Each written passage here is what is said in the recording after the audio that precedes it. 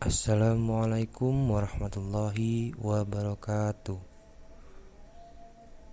Perkenalkan, nama saya Firaswali Akbar dari kelompok 3. Ingin mempresentasikan hasil dari apa yang saya cari tentang materi hubungan Pancasila dengan pembukaan Undang-Undang Dasar 1945 dan penjabaran Pancasila dalam pasal-pasal Undang-Undang Dasar 1945.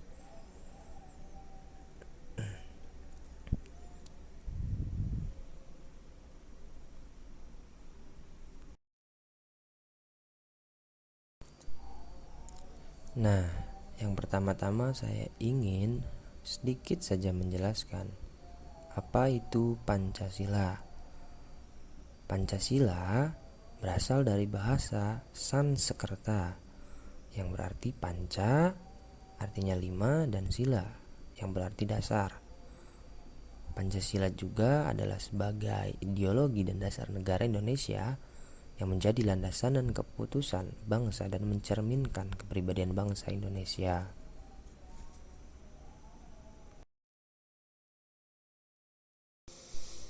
Langsung saja tanpa berlama-lama kita bahas ke inti topik utamanya, yaitu hubungan Pancasila dengan pembukaan Undang-Undang Dasar Negara Republik Indonesia tahun 1945. Nah, hubungan Pancasila dengan pembukaan Undang-Undang Dasar Negara Republik Indonesia tahun 1945 terdiri dari dua. Yang pertama bersifat formal dan yang kedua bersifat material.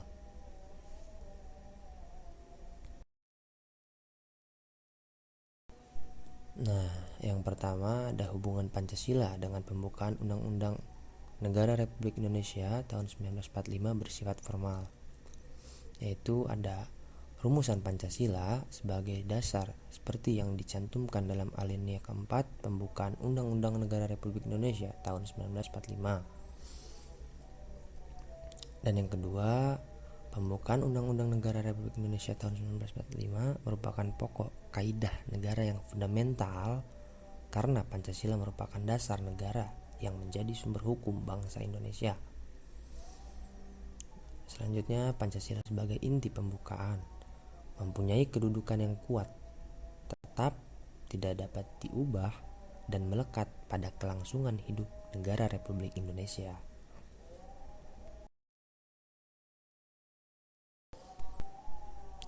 Dan yang kedua, ada hubungan Pancasila dengan pembukaan Undang-Undang Negara Republik Indonesia tahun 1945 yang bersifat material.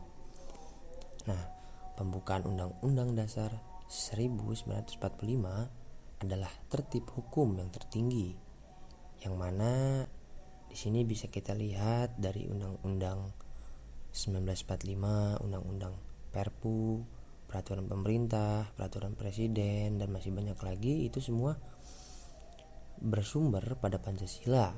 Nah, Pancasila juga berkedudukan sebagai sumber tertib hukum Indonesia.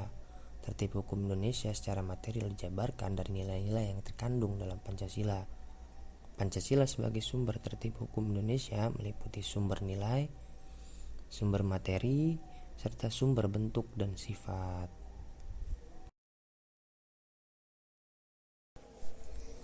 Nah, berikutnya ada materi tentang penjabaran Pancasila dalam pasal-pasal Undang-Undang 1945. Nih, pembukaan Undang-Undang Dasar 1945 mengandung pokok-pokok pikiran yang meliputi suasana kebatinan, cita-cita hukum, dan cita-cita moral. Pokok pikiran tersebut mengandung nilai-nilai yang dijunjung tinggi oleh bangsa Indonesia karena bersumber dari pandangan hidup dan dasar negara, yaitu Pancasila. Pokok-pokok pikiran yang bersumber dari Pancasila itulah yang dijabarkan ke dalam pasal-pasal Undang-Undang 1945. Nah, di pembukaan Undang-Undang Dasar mengandung 4 pokok pikiran yang akan kita bahas satu persatu, yaitu yang pertama, pokok pikiran pertama, berintikan persatuan.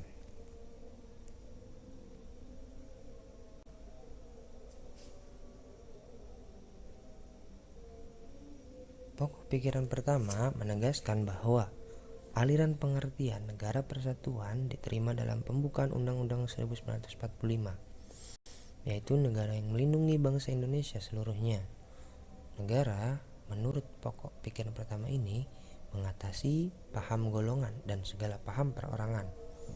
Demikian pentingnya pokok pikiran ini, maka persatuan merupakan dasar negara yang utama.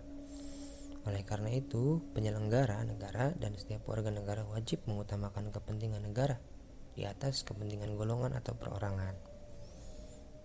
Yang kedua, ada pokok pikiran berintikan keadilan sosial. Pokok pikiran kedua merupakan causa finalis dalam pembukaan Undang-Undang 1945 yang menegaskan suatu tujuan atau satu cita-cita yang hendak dicapai. Melalui pokok pikiran ini dapat ditentukan jalan dan aturan-aturan yang harus dilaksanakan dalam undang-undang, sehingga tujuan atau cita-cita dapat dicapai dengan berdasar pada pokok pikiran pertama, yaitu persatuan. Hal ini menunjukkan bahwa pokok pikiran keadilan sosial merupakan tujuan negara yang didasarkan pada kesadaran bahwa manusia Indonesia mempunyai hak dan kewajiban yang sama untuk menciptakan keadilan sosial dalam kehidupan bermasyarakat, berbangsa, dan bernegara. Yang berikutnya ada pokok pikiran yang ketiga, berintikan kedaulatan rakyat. Pokok pikiran ketiga mengandung konsekuensi logis yang menunjukkan bahwa sistem negara yang terbentuk dalam undang-undang harus berdasar atas kedaulatan rakyat dan permusyawaratan dan perwakilan. Menurut Bekri 2010, aliran sesuai dengan sifat masyarakat Indonesia. Kedaulatan rakyat dalam pokok pikiran ini merupakan sistem negara yang menegaskan kedaulatan berada di tangan rakyat dan dilakukan sepenuhnya oleh Majelis Pemusyawaratan Rakyat atau MPR. Yang selanjutnya, yang terakhir ada pokok pikiran keempat, berintikan ketuhanan yang Maha Esa. Pokok pikiran keempat menuntut konsekuensi logis, yaitu undang-undang dasar harus mengandung isi yang mewajibkan pemerintah dan lain-lain penyelenggara negara untuk memelihara budi pekerti kemanusiaan yang luhur. Pokok pikiran ini juga mengandung pengertian takwa kepada Tuhan yang Maha Esa dan pokok pikiran kemanusiaan yang adil dan beradab, sehingga mengandung maksud menjunjung tinggi hak asasi manusia yang luhur dan budi pekerti kemanusiaan yang luhur. Pokok pikiran keempat pembukaan Undang-Undang 1945 merupakan asas moral bangsa dan negara. Berikutnya itu sebenarnya MPR RI telah melakukan amandemen Undang-Undang 1945 sebanyak 4 kali secara berturut-turut yang terjadi pada 19 Oktober 1999, 18 Agustus 2000, 9 November 2001, dan 10 Agustus 2001. Dan 10 Agustus 2002. Menurut Rinjin, pada tahun 2012, keseluruhan batang tubuh Undang-Undang Negara Republik Indonesia tahun 1945 yang telah mengalami amandemen dapat dikelompokkan menjadi 3 bagian. Nah, itu akan dibahas di kelompok berikutnya. Dari kelompok 3 yaitu Virus Wali Akbar, sampai di sini saja. Mohon maaf bila ada kata-kata yang tidak berkenan. Wabillahi taufiq wal hidayah. Wassalamualaikum warahmatullahi wabarakatuh.